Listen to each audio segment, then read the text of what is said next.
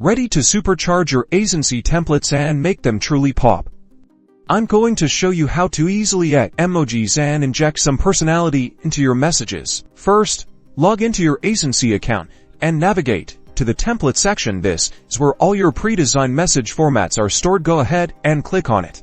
Now, find the template you want to spice up with emojis. Click on the template you wish to edit. We're going to give this one a little emotional boost. Alright, now you're in the template editor. Place your cursor where you want the emoji to appear in your message. Think carefully about where it will have the most impact.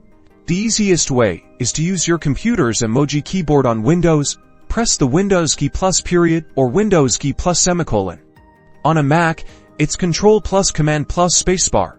This will bring up the emoji keyboard. Scroll through the options and find the perfect emoji that fits your message's tone and context. Click on the emoji you want to insert. See how easily the emoji was added. You can repeat this process to add multiple emojis to your template. Finally, and most importantly, don't forget to save your changes.